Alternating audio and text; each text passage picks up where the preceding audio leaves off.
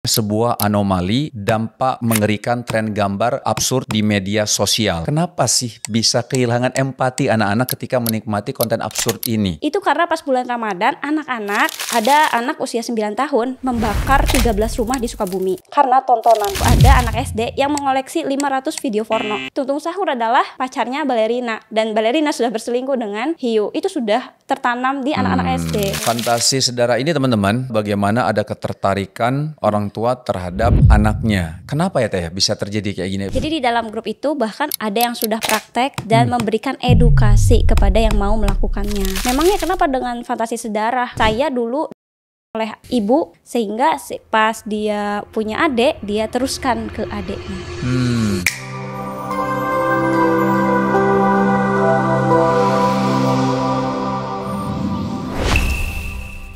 Bismillahirrahmanirrahim. Assalamualaikum teman-teman semua. Alhamdulillah kembali lagi di podcast The Sungkars.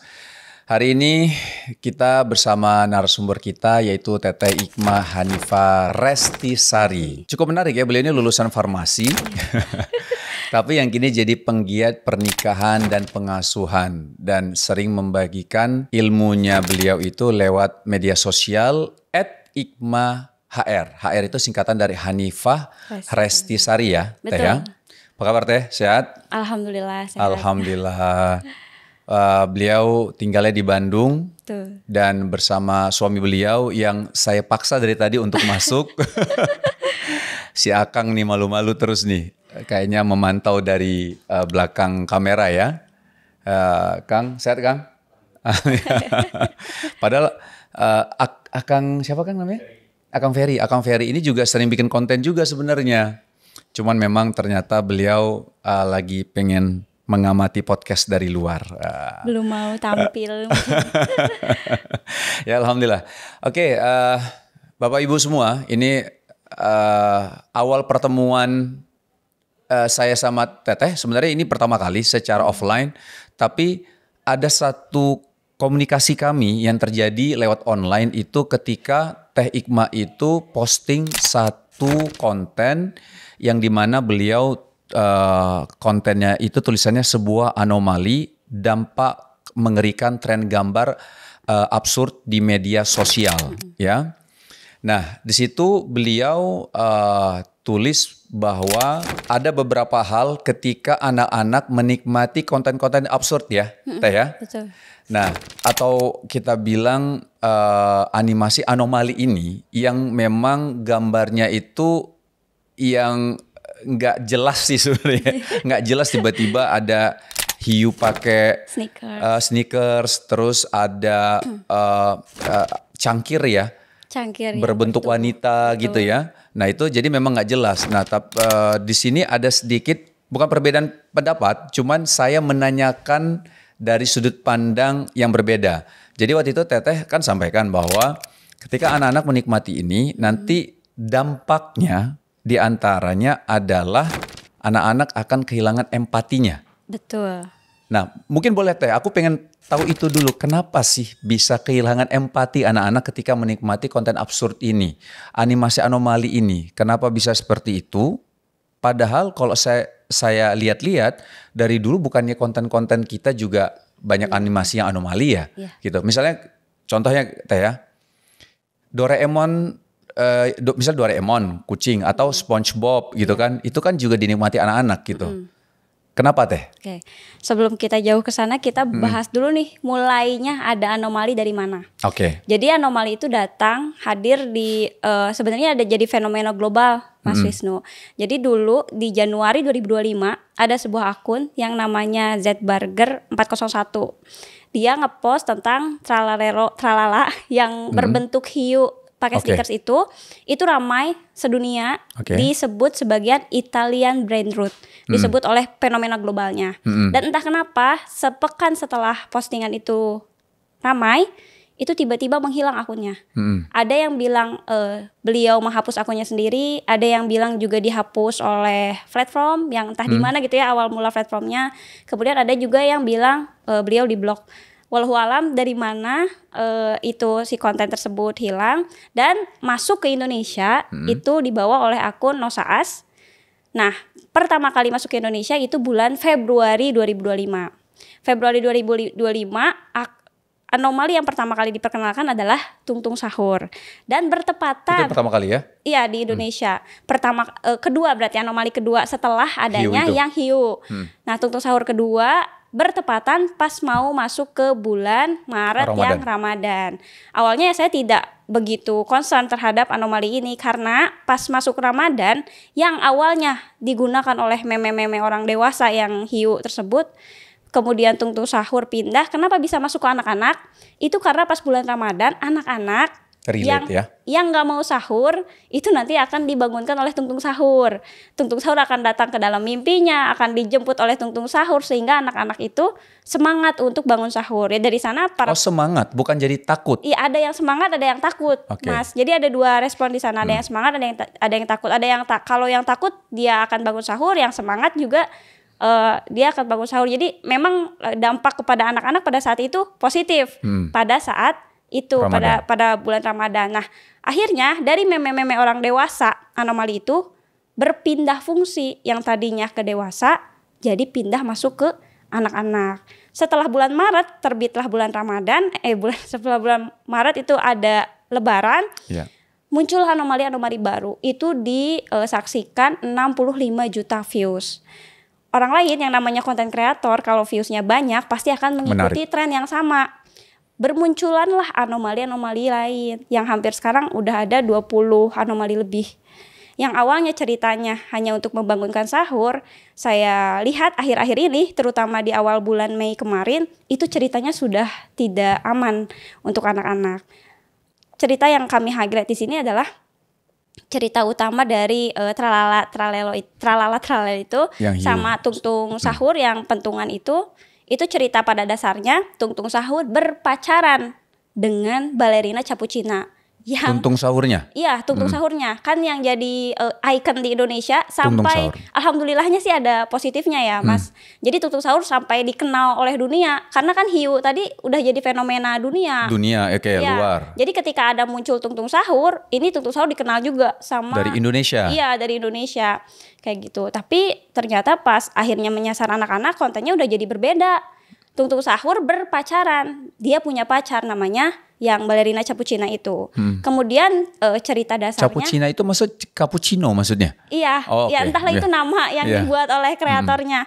Dan ternyata Indonesia juga yang buat? Iya, Indonesia. Nah, dari balerina Cappuccina sama tungtung sahur ini berpacaran. Entah gimana ceritanya, tungtung sahurnya pergi, balerina Cappuccinanya berselingkuh dengan karakter lain, Mas. Itu karakternya ada yang baru, hiu tadi, yang pertama. Terus ketika tungtung sahurnya pulang, si hiu tadi meminta bantuan kepada Krokodilo Bombardino. Yang saya juga sudah riset, saya hampir hafal, mungkin pelafalannya agak kurang karena ya sulit untuk diucapkan bahkan untuk orang dewasa. Jadi ketika tungtung sahurnya pulang, melihat balerina Cappuccina yang berselingkuh dengan hiu tadi, itu meminta bantuan kepada pesawat yang kepalanya buaya. Dari sana muncul anomali-anomali baru, mereka membuat sekumpulan kelompok untuk tungtung sahur. Ceritanya jadi separah itu, Mas Wisnu. Jadi kalau misalkan sekarang saya anggap bahwa itu adalah cerita normal untuk anak-anak, awalnya sih ya saya tidak berkomentar dan para penggiat parenting pun tidak berkomentar terhadap tungtung sahur yang membangunkan anak sahur. Tapi begitu masuk ke bulan Mei, ceritanya sudah separah itu. Ada darah yang muncrat di animasinya. Mungkin tidak semua.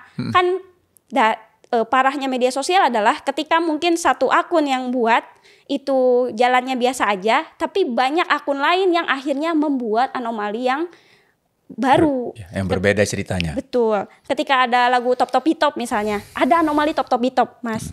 Ada lagu Garam dan Madu, ada juga anomali Garam dan Madu. Jadi seiring perkembangan tren, anomali itu dibuat. Dan ceritanya semakin tidak bisa terkontrol. Kita nggak tahu siapa yang bikin pada awalnya, terus akan bermunculan anomali-anomali yang lain sehingga ceritanya sudah separah itu. Akhirnya kami buatlah ya, bukan saya aja sih, sebenarnya ada beberapa penggiat lain yang memang concern terhadap hal ini. Yang kita concernkan adalah ya kisahnya sudah separah itu. Begitu. Apakah benar bahwa anomali ini menghilangkan empati?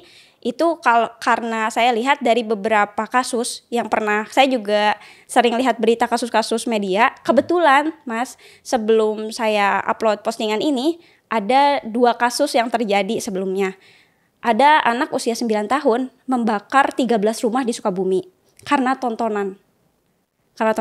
Yang lainnya itu ada anak SD yang mengoleksi 500 video porno. Karena apa? Karena tontonan. Anak SD berusia 8 tahun. Kalau misalkan sekarang itu bohong dan itu nggak akan bisa mengikis empati anak. Kalau misalkan memang kisah-kisah yang semengerikan itu bisa meningkatkan empati anak, lalu fakta di lapangannya tidak seperti itu. Ternyata film-film sejenis yang mungkin orang tua anggap biasa saja, itu dampaknya bisa separah itu ternyata. Beritanya bisa, nanti saya lampirkan juga berita-beritanya biar valid. Seperti itu Mas Wisnu kurang lebih. Baik, makasih. Cuman memang kita harus korek lebih dalam lagi nih ya, boleh. Terkait empati ini pengaruhnya seperti apa? Karena apakah ini karena anomalinya, animasi anomali ini, atau cerita? Itu kan kita perlu korek lagi.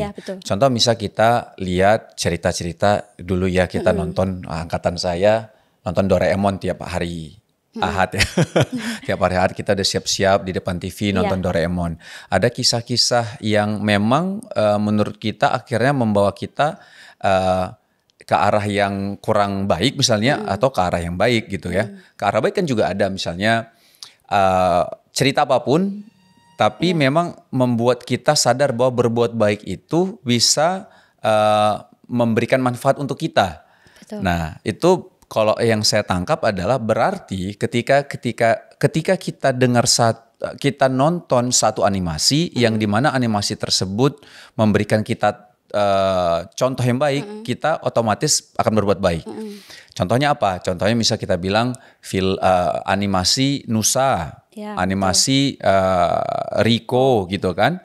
Itu kan dimana ada beberapa contoh yang baik.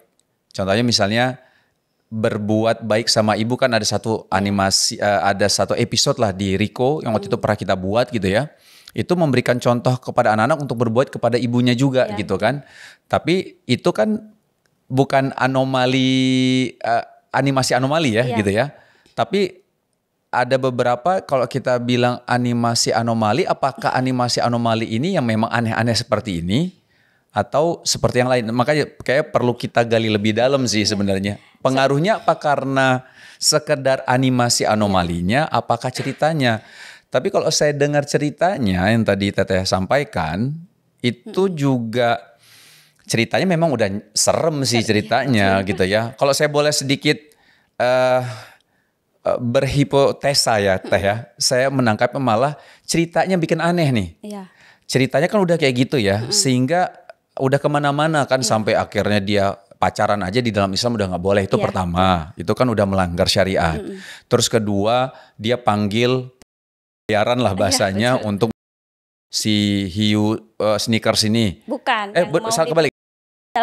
Tuntungnya. Si tuntung sahurnya mau di itu kan. Betul. Artinya kan udah kemana-mana kan, akhirnya ada darah di situ, ada segala macam. Nah ini yang berbahaya ceritanya kan. Di luar animasi anomali, sebenarnya cerita-cerita ini kan juga nggak diperbolehkan kan, gitu ya. Nah kalau Teteh sendiri melihatnya lebih dampaknya tuh lebih karena cerita, apa karena animasi anomalinya? Karena tadi Teteh sempat sampaikan di depan bahwa animasi anomali yang di awal ketika bulan Ramadan memberikan dampak positif. Betul. Gimana tuh Teh? Ya jadi yang paling parahnya yang kami highlight adalah tentang cerita yang sudah menjalar kemana-mana, Mas Wisnu. Makanya kenapa tidak speak up dari bulan Maret gitu ya. Kalau misalkan memang anomalinya yang bermasalah, kenapa nggak ngomong dari Maret aja? Ada juga komentar netizen seperti itu. Ya untuk apa dikomentarin? Karena itu jadi semangat bangun sahur anak dan lain sebagainya gitu. Itu masih ada dampak positifnya. Tapi setelah Lebaran ke sini, kok ceritanya makin aneh, dan visualisasinya mengikuti alur cerita, Mas. Jadi awalnya tuntung sahur ya cuman pentungan bahwa tongkat bisbol ngejar-ngejar anak yang nggak mau bangun sahur. That's it, cuman itu aja. Animasi yang ditampilkannya. Tapi seiring waktu setelah Lebaran, animasinya sudah berubah mengikuti alur cerita yang tadi saya sampaikan. Ada yang menggambarkan ya seperti itu yang berdarah-darah dan sebagainya. Jadi kalau misalnya ditanya apakah animasinya atau ceritanya, ini kayak dua-duanya jadi satu. Yang awalnya biasa aja, tapi karena ceritanya sudah semengerikan itu, untuk menopang mungkin ya agar viewsnya banyak, jadi si animasinya visualnya juga jadi mengikuti seperti itu. Makanya visualnya maksudnya visual berdarah-darahnya. Iya, ada yang pegang-pegang pisau mengejar-ngejar di sebagian ya, Mas Wisnu. Tidak kan kita juga karena banyaknya kreator anomali sekarang, jadi kita nggak tahu ada kreator yang asli, ada kreator yang memang fokusnya di cerita-cerita seperti itu. Jadi ada kreator yang memang ceritanya meneruskan yang ekstrim-ekstrim, ada yang memang ya cuman biasa-biasa aja. Tapi ternyata sekarang di kalangan anak-anak SD dan TK, Tung Sahur adalah pacarnya balerina, dan balerina sudah berselingkuh dengan hiu. Itu sudah tertanam di anak-anak SD. Ada ada ratusan Mas, yang guru SD sama guru TK yang nge-DM saya tentang sebelum saya upload ini ya, itu tentang fakta-fakta di lapangan seperti itu. Karena anak SD sekarang sudah tahu hal-hal tersebut, jadi sudah dianggap ya sudah gitu ya, udah jadi cerita di anak-anak masa lalu. Nah sekarang juga banyak yang komentar apa bedanya dengan Doraemon, Hello Kitty, kisah fabel, bahkan kisah fabel dan sebagainya.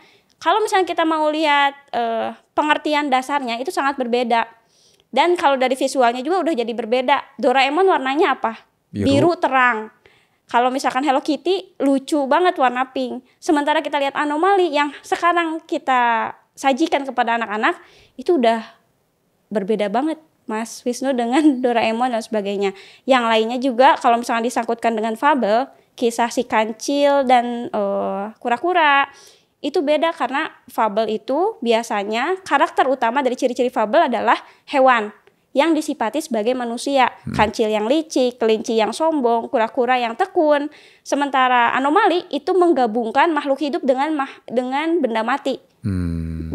Itu dari ciri fabel saja sudah tidak masuk ke dalam cerita fabel. Yang kedua dari ciri fabel itu adalah ada pesan moral yang disampaikan. Seperti kelinci yang berlomba dengan kura-kura.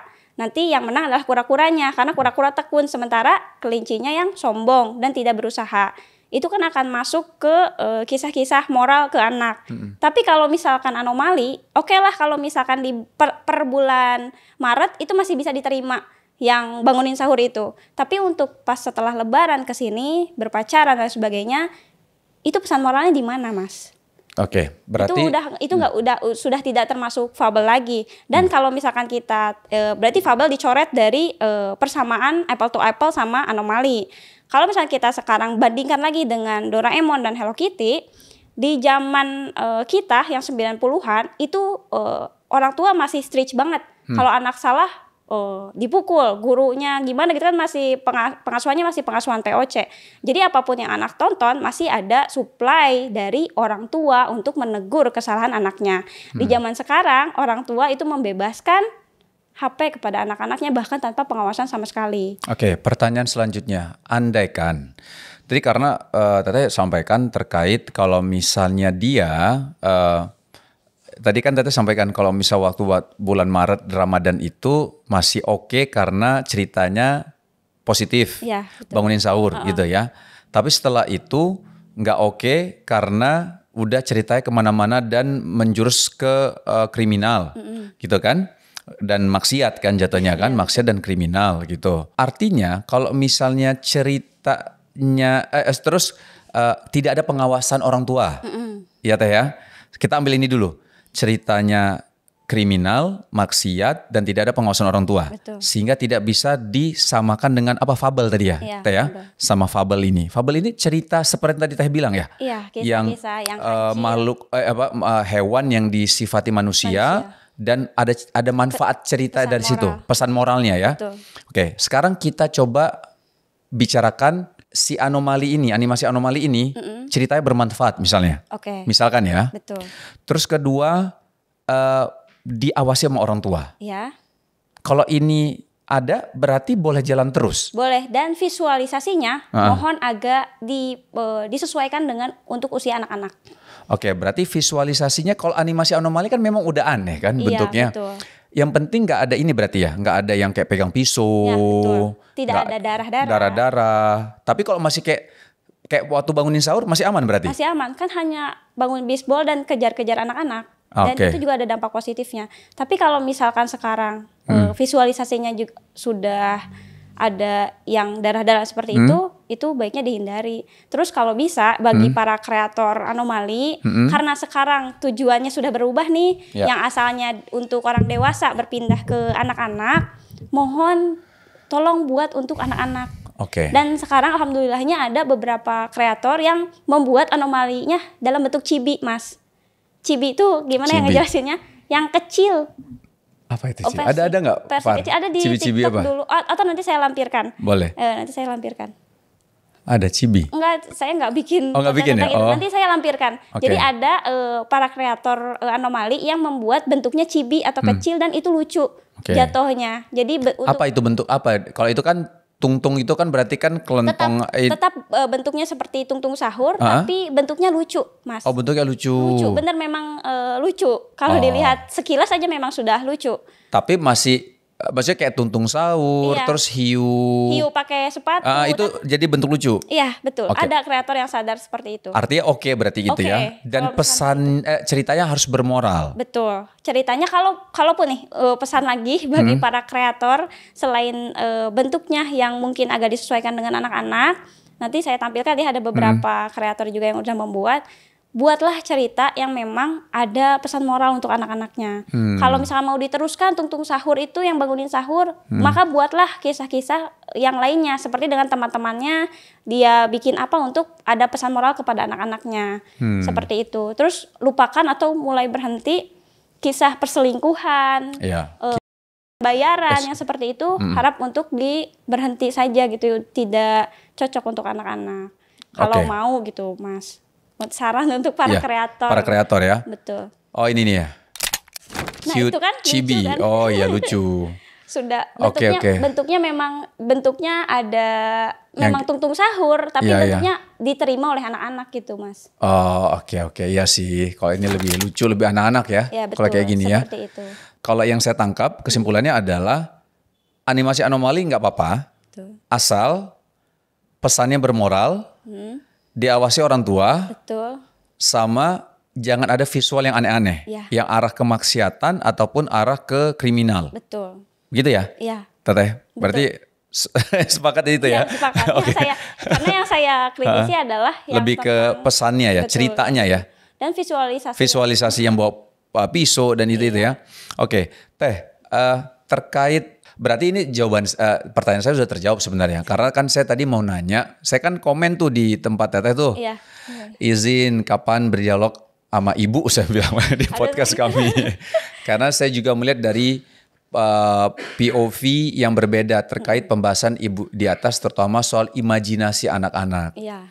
Ya contohnya gambar-gambar anomali kayak di atas, apakah lebih besar memberikan resikonya lebih besar atau benefitnya lebih besar? Karena yang saya tahu bahwa anak-anak itu kan disuruh untuk berimajinasi, bukan disuruh, mereka itu melatih imajinasi mereka gitu kan. Karena tidak hanya di dalam kotak. Kalau hanya di dalam kotak, biasanya kan kita tuh disuruh berpikir, coba kamu berpikir out of the box gitu ya.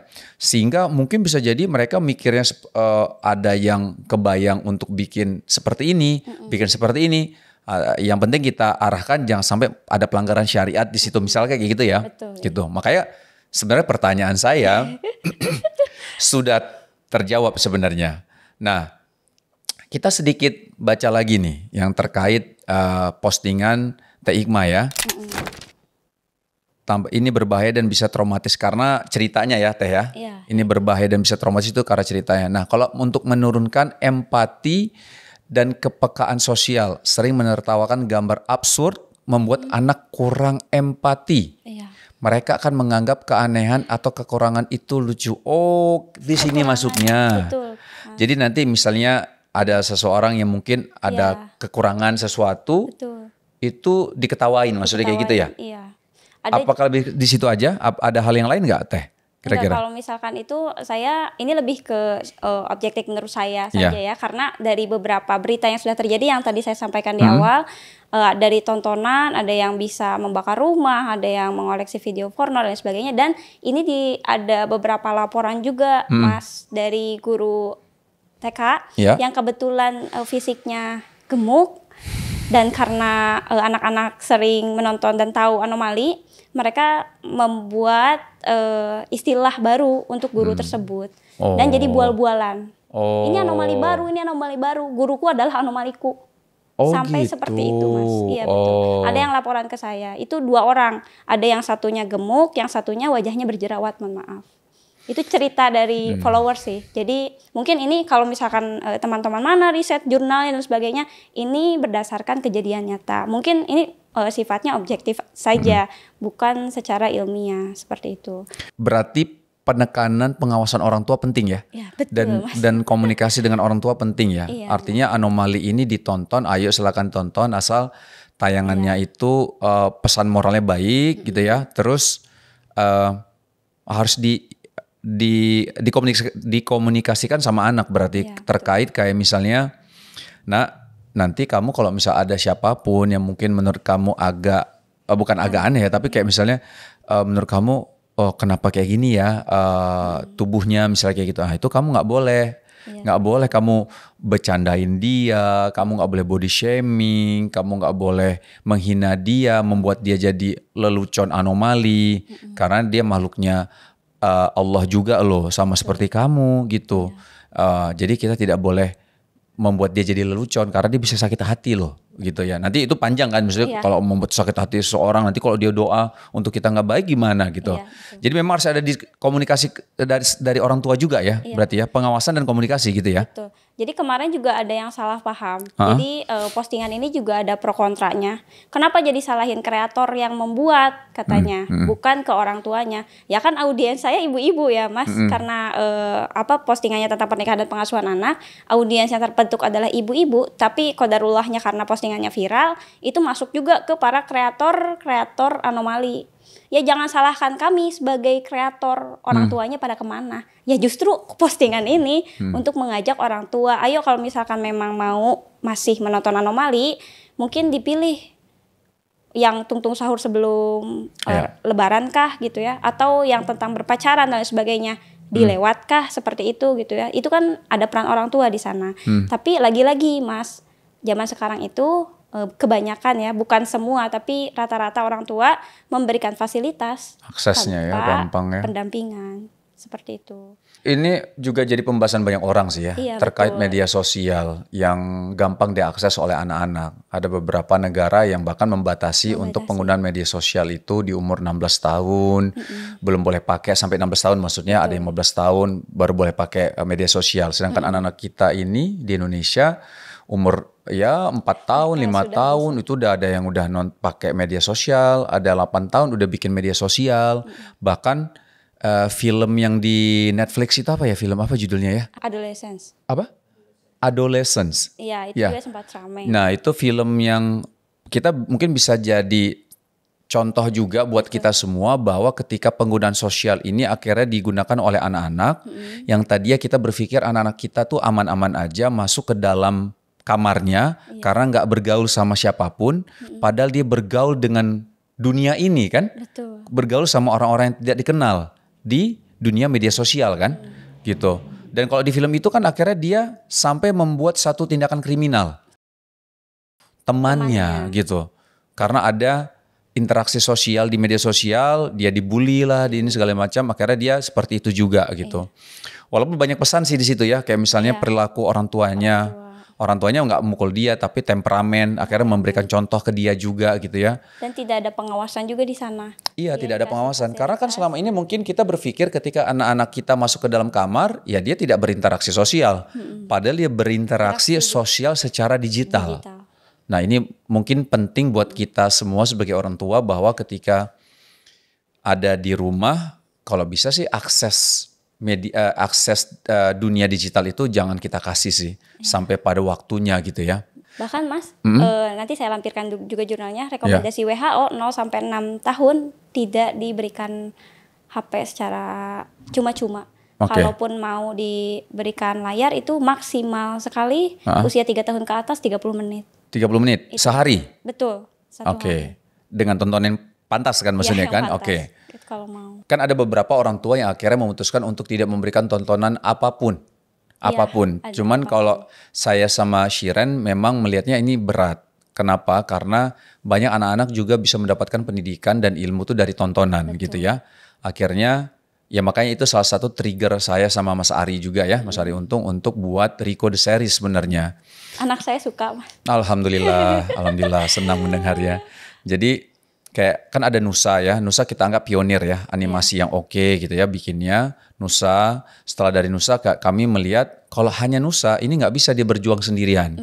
Harus ada Nusa-Nusa lainnya. Lalu lahirlah Rico the Series, lalu lahir ini itu segala macam. Contoh ada salah satu yang mungkin teman-teman bisa lihat, ada Kabi. Ini Iya, IP betul, Kabi. Kisah Teladan Nabi kalau nggak salah. Iya. Ini jujur aku sama anak-anakku sering nonton ini juga. Di rumah juga suka nonton itu, Mas. Iya. Iya, Kabi. Iya. Oh, Tete juga ya Iya, sama anak ya. tontonan kami. Karena kan ringan ya, Iya, ringan sekali. dan kita juga jadi belajar kan. Iya, tentang kisah-kisah Nabi. soalnya. Kisah-kisah Nabi gitu loh. Jadi misalnya, nak nonton yuk, nonton tapi nonton yang bermanfaat, ada ilmunya dan kita bisa jadi saling berinteraksi kan satu sama lain gitu. Ada juga beberapa tontonan-tontonan menarik yang cukup memberikan informasi dan pengetahuan sejarah gitu ya. Makanya kalau misal kita perhatikan generasi anak kita ya itu generasi alfa kan, itu kayak Adam, tahu banyak tuh tentang ini biasanya dari YouTube nontonnya. Nah itu kita harus mengawasin dan memang harus benar-benar diawasin ya. Dan herannya banyak lagi kan sempat beberapa kasus Nusa disebut radikal. Karena apa? Karena apapun yang kita lakukan nggak akan bisa memuaskan banyak orang. Itu poin pertama. Terus kan kalau nggak salah Imam Syafi'i apa ulama mana gitu yang menyampaikan kalau misal Anda mengharapkan ridho dari semua orang Anda gila gitu ya. Karena nggak mungkin Anda memuaskan semua pihak gitu loh. Jadi ada yang pro, ada yang kontra, itu hal yang wajar. Bahkan suami istri aja yang sangat dekat itu pro kontra itu juga ada gitu kan. Terkait hal apapun, membahas apapun gitu. Jadi itu nggak apa-apa. Malah kalau misalnya saya pernah ngobrol sama Ustadz, bagaimana cara mengcounter yang tidak baik itu dengan membuat konten-konten yang baik yang sebanyak-banyaknya sehingga mudah-mudahan itu bisa tertutup. Makanya harapan kami adalah bagaimana ada Nusa, ada Rico, ada Kabi, ada yang lain-lainnya sehingga bisa memberikan manfaat yang positif untuk anak-anak gitu loh.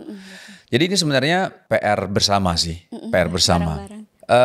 Sempat kita bahas tentang gambar absurd ya atau kita bilang tadi animasi anomali ya. Betul. Ternyata pembahasan dari Teikma sebenarnya boleh-boleh aja animasi anomali ini tapi harus punya pesan moral, jangan ada visual yang aneh-aneh ya, yang mengarah yang ke maksiatan dan mengarah ke kriminal itu jangan gitu ya.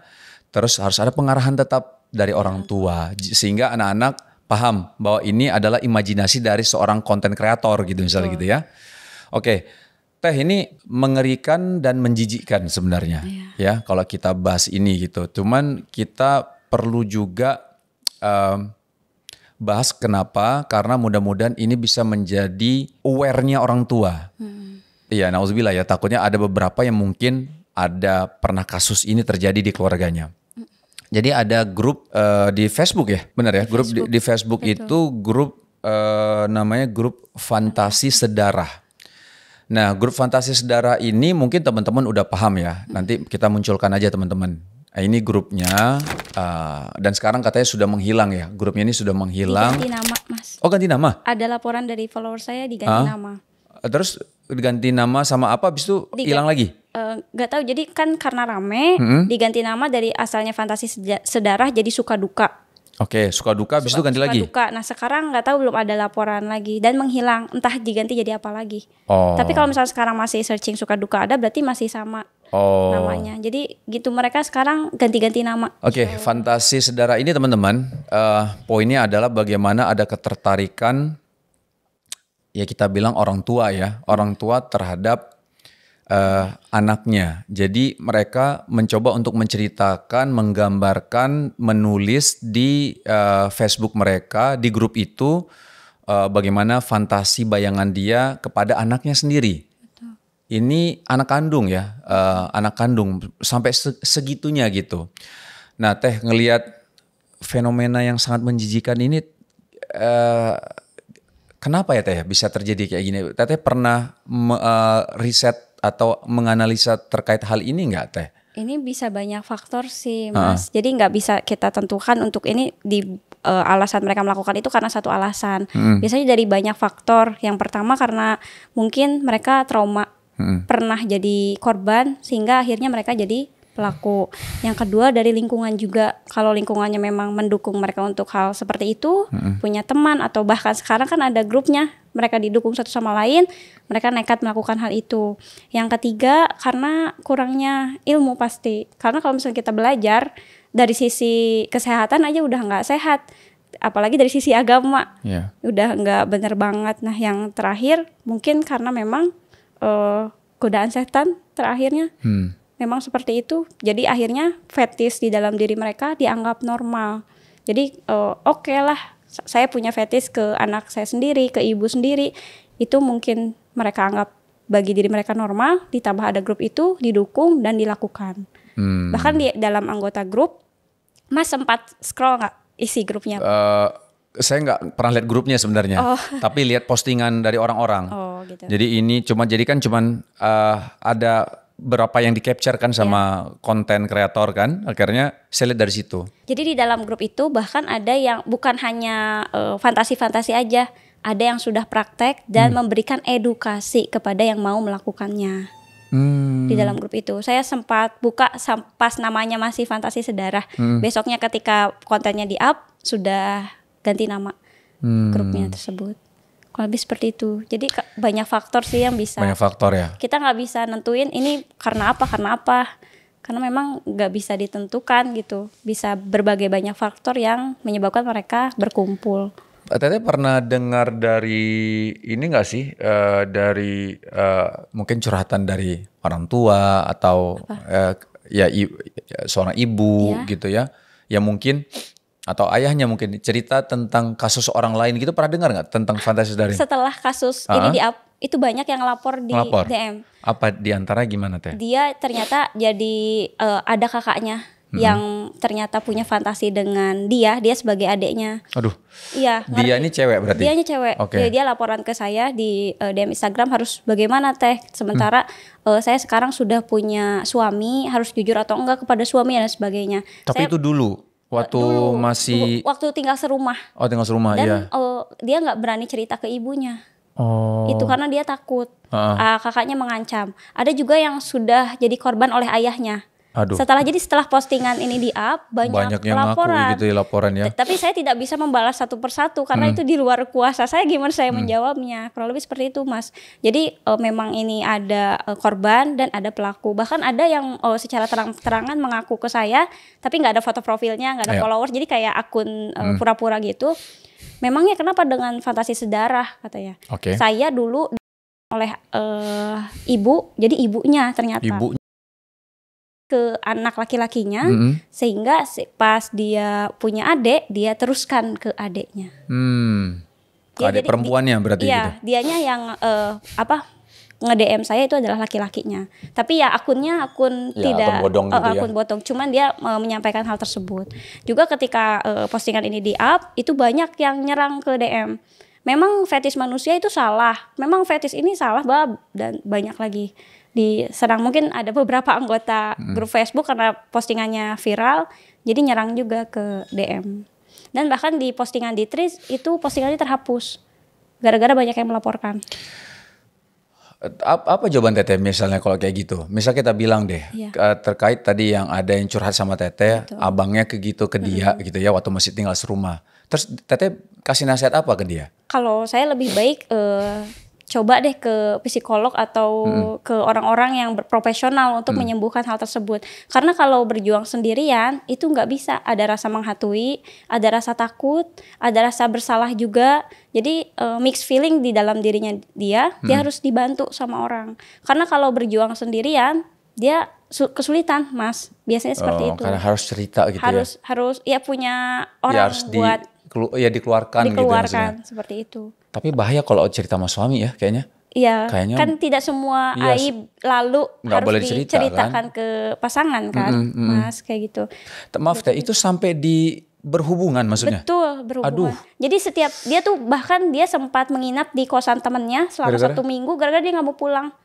Jadi setelah pertamanya hanya kemudian melihat ketika dia mandi berganti pakaian. Nah sampai suatu saat ibunya keluar pengajian, bapaknya kerja, di rumah nggak ada siapa-siapa, ada kakaknya, dia sebagai adiknya dipaksa di sana. Dan dia nggak mau pulang, adiknya takut. Selama 1 minggu dia diam di kosan temannya. Tapi mau cerita ke ibu gimana, mungkin ya bayangin aja perasaan dia bagaimana, takut ke kakaknya karena diancam, mau cerita ke ibu juga bagaimana gitu. Jadi dia tuh hidup sendirian, Mas. Itu ada laporan. Itu cuma 1 orang dan banyak korban lain yang masuk ke DM saya gara-gara postingan tersebut. Jadi ya nggak bisa sendirian, lagi-lagi harus ada teman yang membantu. Atau kalau misalkan sekarang mau coba cerita ke ibu, ibunya yang harus jangan judgement ke dia, harus bisa mengayomi. Tapi kan rata-rata kalau ibu mendengar hal tersebut dia akan responnya mungkin impulsif ya. Kadang ada marah, ada sedih, gimana gitu ibunya merespon. Jadi dia juga takut untuk bercerita ke ibu. Oke, apa masukan Tetet? Misalnya orang tua nih, yang misal tiba-tiba ada anak cerita kayak gitu, apa seharusnya yang respon orang tua lakukan? Kalau misalkan ternyata amit-amitnya ya anak kita ternyata jadi korban, terus kita sebagai orang tua yang pertama jangan salahin anak kita dulu. Kita harus rangkul dia dulu dan jangan menyalahkan dia karena itu bukan kesalahan dia. Dia dipaksa, dia jadi korban, dan yang selanjutnya selesaikan urusan psikologisnya dia dulu. Jadi kalau misalkan sekarang anaknya jadi korban, jangan salahkan dia, rangkul dianya. Tetap disayangin, tetap dirangkul, tetap perlakukan dia seperti orang normal. Karena rata-rata kan ibu kalau misalkan punya anak seperti itu udah kecewa sama anaknya sendiri atau malu ketemu tetangga, misalkan seperti itu. Anggaplah dia nggak ada masalah tersebut gitu. Anggap biasa aja. Misalnya tidak ada permasalahan. Nah setelah itu selesaikan masalahnya, entah itu dengan ayahnya yang jadi pelaku atau entah itu dengan kakaknya yang jadi pelaku. Itu respon dari ibunya mau bagaimana, pisah rumah atau gimana gitu untuk menanggulangi hal tersebut. Kalau masih serumah. Kalau kan sekarang posisinya Teteh itu ya yang cerita sudah berpisah rumah, udah menikah dengan yang lain. Jadi dia juga udah jarang mudik, Mas, ke rumah. Karena kakaknya masih ada di rumah. Enggak, maksudnya karena trauma aja, karena mungkin trauma, kali ya. Iya, maksudnya ketika udah menikah nggak pernah digituin lagi kan, Teh? Jadi dia takut, takut aja ya? Takut aja, memang tidak digituin lagi karena kan udah pisah rumah sama suaminya. Tapi dia takut setiap pulang ke rumah, jadi dia tidak mau menginap di rumah. Iya sih, trauma banget itu ya. Iya, di kakaknya masih ada di rumah, belum menikah. Jadi takut dia tuh, jadi pas mau mudik pun harus bilang ke suaminya, aku nggak mau nginep di rumah ibu. Dia paling kalau misalkan mudik dia menginap di hotel. Dengan suaminya gitu, jadi nggak nginep di rumah ibunya karena setraumatis itu. Saran saya sih kepada Teteh itu ya kalau misalkan mau membuka diri cerita ke ibu dulu aja tentang hal tersebut. Tapi kalau dianya belum siap, Mas, belum siap cerita ke ibu dan bapaknya katanya. Ya kalau begitu gimana? Kalau misalkan nggak diceritain ke orang tua, silahkan ketemu dulu sama orang profesional yang bisa membantu. Saran saya gitu. Barangkali orang profesional itu bisa membantu untuk menyampaikannya kepada ibu bapaknya. Saran saya sih seperti itu dulu. Jadi gimana ya sudah separah itu. Oke. Kalau misal dari pandangan Teteh, itu kan adiknya korban kan, pelakunya berarti kakaknya. Kalau komunikasi orang tua kepada kakaknya gimana tuh Teh? Baiknya, kalau misalnya kayak gitu tuh. Maksudnya ya na'udzubillah ya.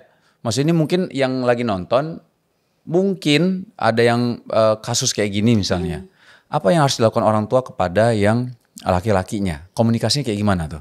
Komunikasinya ya ke yang cowoknya, kan cowok pelakunya nih. Iya, pelakunya. Abangnya. Iya, abang. Gimana komunikasi yang baik kepada abangnya? Kan nggak bisa baik-baik sih sebenarnya Mas. Kalau bisa direhabilitasi, dipisahin sama adenya, terus dibenerin dulu diri abangnya. Kalau mau direhab masuk rehab aja.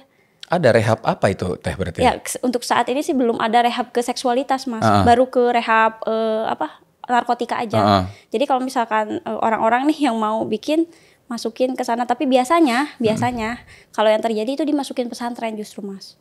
Ngeri juga tapi ya. Iya, jadi makanya ada banyak kasus yang terjadi di pesantren. Jadi memang nggak ada solusi untuk hal itu. Mungkin Mas Wisnu nanti bisa bikin gimana untuk hal tersebut. Ya, nauzubillah ya. Tapi maksudnya mudah-mudahan teman-teman silakan mungkin bisa tulis di kolom komentar buat teman-teman semua juga yang pernah dapat cerita, terus ada solusinya seperti apa, silakan ya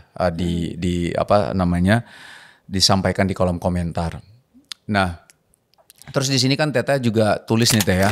Itu adalah bapak-bapak yang usia anaknya baru 1 tahun, tapi dia sudah mengeluarkan di muka anaknya yang under 1 tahun. Aduh. Sekarang dia sedang menunggu anaknya sampai usia 4-5 tahun untuk. Dalam menunggu proses itu, dia akan supply dengan film-film dan film-film sejenisnya untuk mendoktrin anaknya agar bisa begitu Mas. Isi dari beritanya. Astagfirullahaladzim. Ada di dalam Islam ada peraturan ya Teh ya. Maksudnya ada larangan memang untuk misalnya sudah berumur berapa tahun itu harus dipisahkan. Teteh bisa jelaskan nggak Teh? Sehingga kita paham dengan jelas bahwa ketika umur segini kita tidak boleh tidur satu ranjang lagi. Bahkan cowok sama cowok juga harus tidak boleh satu selimut, satu ranjang. Boleh jelaskan nggak Teh terkait itu? Itu paling kalau dalam fitrah based education ya, di fitrah seksualitas anak itu kalau bisa anak dan berdasarkan aturan Islam maksimal banget anak bisa tidur bareng sama kita atau sama saudaranya itu usia 7 tahun. 7 tahun? 7 tahun. Okay. Kalaupun itu latihan Mas, ada masa dari usia 0 sampai 7 tahun. Kalaupun sekarang Teh anaknya masih menyusui 0 sampai 2 berarti nyusu sama ibunya. Berarti ada latihan berapa tahun lagi tuh Mas? 5 kan? Usia 3, 4, 5. Berarti dari usia 4 tahun saja sudah mulai dilatih untuk pisah. Kan gak bisa tiba-tiba usia anak 7 tahun langsung pisah, nggak kayak gitu. Harus ada fase latihannya. Jadi kalau misalkan paling barter 0 sama 3 tidur sama orang tua. 4 sampai menuju 6 tahun itu adalah fase latihan. Jadi kadang-kadang ada anak yang bolak-balik ke kamar orang tuanya tapi dia udah punya kamar sendiri. Nah itu jadi udah mulai difasilitasin tuh dari usia 3 tahun ke atas untuk latihan pisah ranjang dengan kita atau dengan saudaranya. Bahkan kalau misalkan sekarang Teh anakku sama-sama laki-laki, nggak apa-apa kan kalau disatuin, enggak, pisah. Kalaupun kasurnya satu, pisahkan selimut dan di tengahnya ada guling. Kalau misalkan qadarullah cuma punya 1 kasur. Kalau misalkan mampu silahkan pisah kamar, tapi kalau misalkan nggak mampu pisah kamar silahkan pisah ranjang. Jadi ada ranjang atas sama ranjang bawah, walaupun mereka 1 kamar. Tapi baiknya direkomendasikan untuk pisah aja sekalian gitu kan, kita tidak tahu apa yang terjadi di kamar mereka. Begitu. Jadi 0 sampai 2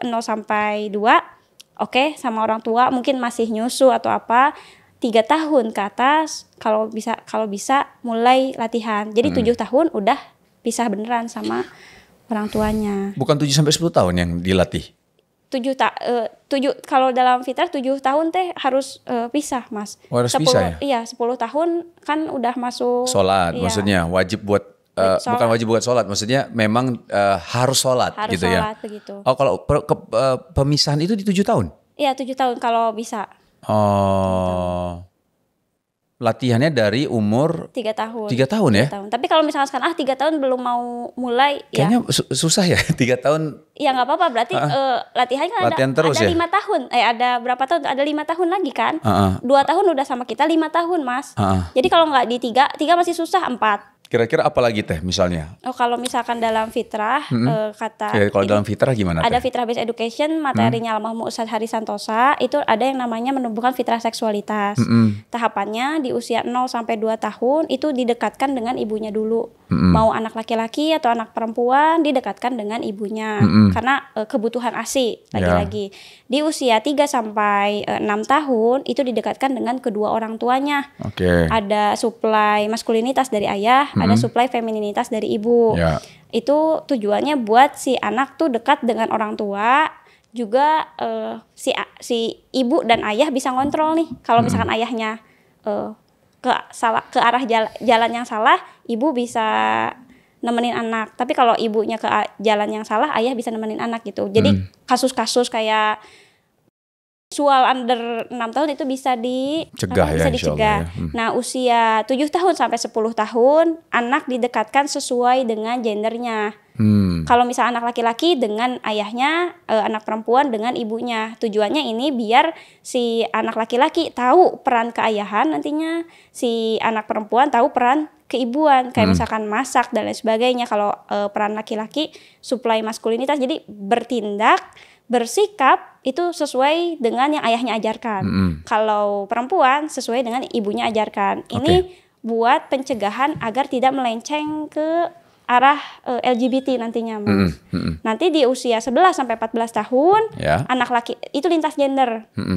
Anak laki-laki dekatkan dengan ibu, anak perempuan dekatkan dengan ayah agar tahu cara bersikap. Jadi anak laki-laki tahu bagaimana cara bersikap ke ibu agar tidak terjadinya KDRT. Tapi kalau misalkan anak perempuan dekatkan ke ayah agar tidak terpesona dengan laki-laki lain dan tidak mudah diperdaya. Tapi ada lagi pertanyaannya yang jadi permasalahan teh. Kalau misalnya kita nggak tahu ayahnya ternyata salah jalan, kita dekatkan anak usia 11 tahun sampai 14 tahun ke ayahnya bagaimana? Makanya sedekat-dekatnya orang itu pasangan suami istri. Kita nggak tahu kan suami kita atau istri kita salah jalan dari mana. Kalau misalkan memang ada tanda-tanda dianya begitu atau seperti itu, ya sudah, mungkin bisa ganti cari ayah ideologis lain untuk mengajarkan peran keayahan. Karena ayah dari dalam aja itu sebagai ancaman. Dan banyaknya gimana caranya kita tahu pasangan kita salah jalan. Nah itu masih jadi nggak bisa, bimbang, Mas. Jadi kan kita juga nggak tahu orangnya menyembunyikan permasalahan itu. Dan istrinya kadang-kadang nggak ada komunikasi antara suami istri. Apakah kurang di ranjangnya dan sebagainya. Bahkan kemarin ada kasus yang terjadi. Seorang laki-laki tidak puas dengan istrinya menyetubuhi anaknya yang berusia 8 tahun sebanyak 5 kali. Jadi ya lagi-lagi ada komunikasi internal suami istri untuk mengevaluasi hal tersebut. Kalau misalkan nggak ada, kita nggak tahu apakah pasangan kita salah jalan atau suka ke anak kita atau gimana. Wallahu alam, kita nggak bisa tahu juga secara gamblang gitu. Kalau misalnya ada orang yang dia akhirnya mengakui, nih suaminya tuh mengakui bahwa dia menyukai anaknya. Tadi pernah temuin kasus kayak gini? Enggak, biasanya mereka merahasiakan sih, tidak terang-terangan.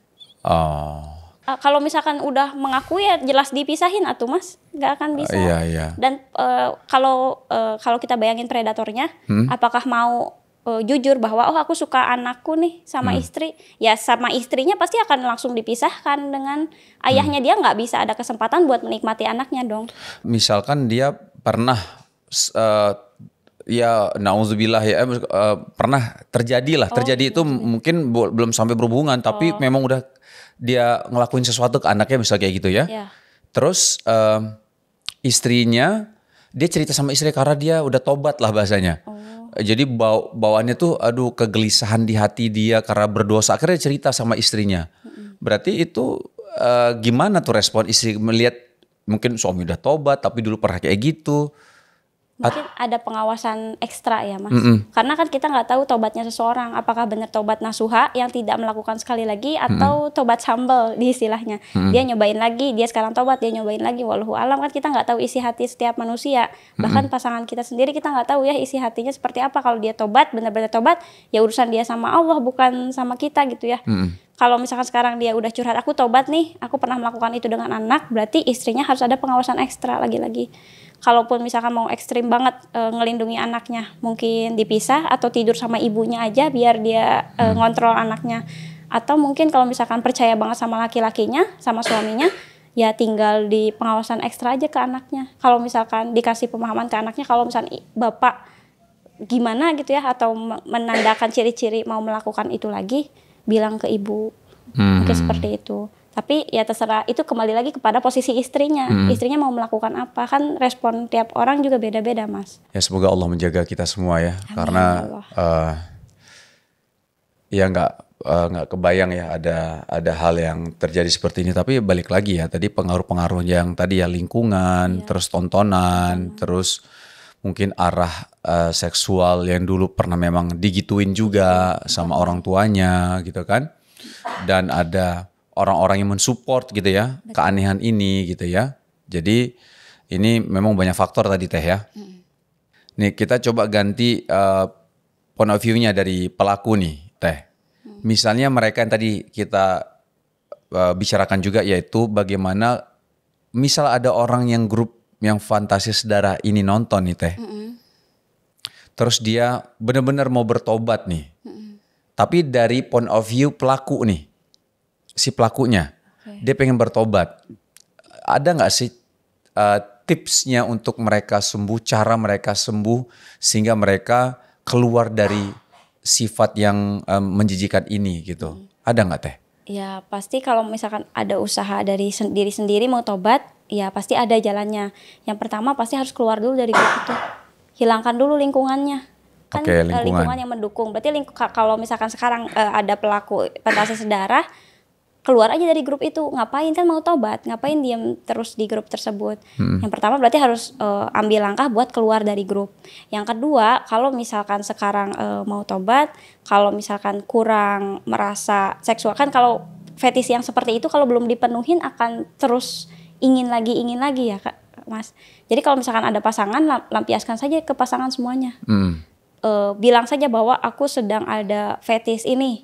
Ke pasangan halal tentunya. Lakukan saja semuanya semaunya. Mau berapa kali pun ya silahkan ke pasangan. Jadi kalau misalnya ada dorongan untuk aku mau ini nih, alihkan ke pasangan. Kan kata Rasulullah juga, kalau misalkan kamu tergoda dengan orang lain di luar, segera datangi istrimu karena apapun yang kamu inginkan dari perempuan di luar ada pada istrimu gitu kan. Ya udah ikutin kata Rasulullah. Kalau misalkan kamu ingin anakmu, ya udah pindahin ke istri. Hasratmu akan sama-sama selesai kok gitu ya. Kecuali istri. Yang dilarang ya Teh ya? Kecuali dilarang gitu seperti itu. Terus yang ketiga sholat tobat pastinya. Sholat tobat 2 rakaat terus minta ampun sama Allah. Udah diulang-ulang 3 hal tersebut. Tapi kalau misalnya sekarang aduh aku gak kuat ya namanya juga setan selalu ngegoda. Pasti ada momennya gak kuat. Tapi kalau misalkan memang mau tobat bener-bener, tobat nasuha, ya mau gimana pun harus ditahan hal tersebut sampai selesai. Atau kalau misalkan paling maunya kan ada ya kayak konseling seksual, kayak datang ke dokter Boyke misalkan yang terkenal di Indonesia, atau ada dokter-dokter konseling seksual lain, mungkin bisa minta bantuan mereka agar diri kita berhenti dari hal tersebut. Kalau memang benar-benar ingin. Seperti itu kan banyak jalan ya Kang, kalau misalkan mau tobat seperti itu. Oke, baik Teh Hikmah, makasih banyak ya atas ilmunya hari ini. Kita doakan teman-teman semua semoga balik lagi ya, bukan hanya mereka tapi pasti kita juga. Kita minta pertolongan Allah, semoga Allah jaga kita semua ya dari hal-hal yang maksiat, dari hal-hal yang aneh gitu ya. Dan mudah-mudahan grup fantasi saudara itu juga diberikan hidayah agar kembali ke jalan yang benar ya. Semoga Allah jaga dan lindungi kita semua. Amin. Sekali lagi Teh Hikmah terima kasih atas kehadirannya dan atas ilmunya. Semoga lain waktu kita bisa berkomunikasi dan podcast lagi ya, insya Allah ya. Terima kasih Teh. Oke teman-teman, sampai ketemu lagi. Barakallahu fikum. Assalamualaikum warahmatullahi wabarakatuh.